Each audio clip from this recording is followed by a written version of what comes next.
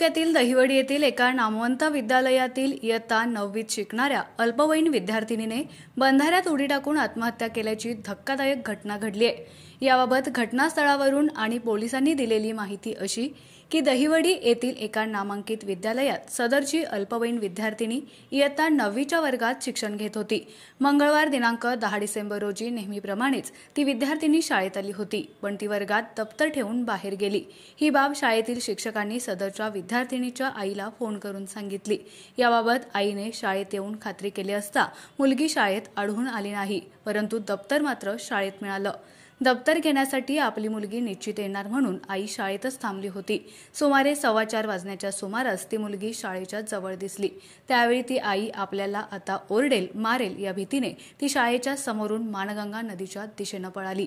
मुलगी पुढे व आई मागे पळत दहिवडी फलटण रोडवरील माणगंगा नदीवरील बंधाऱ्याजवळ पोहोचल्या।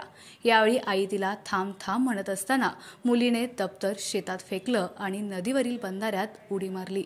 सदर घटनेची माहिती मिळताच दहिवडी पोलीस स्टेशनचे सहाय्यक पोलीस निरीक्षक अक्षय सोनवणे स्टाफसह घटनास्थळी पोहोचले। नागरिकांच्या मदतीने मुलीस बाहेर काढले। तिला दहिवडी येथील ग्रामीण रुग्णालयात पुढील उपचारासाठी दाखल करण्यात आलं होतं, मात्र डॉक्टरांनी तिला तपासून मृत घोषित केले। या घटनेची दहिवडी पोलीस ठाण्यात नोंद झाली असून सहाय्यक पोलीस निरीक्षक अक्षय सोनवणे यांच्या मार्गदर्शनाखाली अधिक तपास पोलीस हवालदार बापू खांडेकर करत आहेत।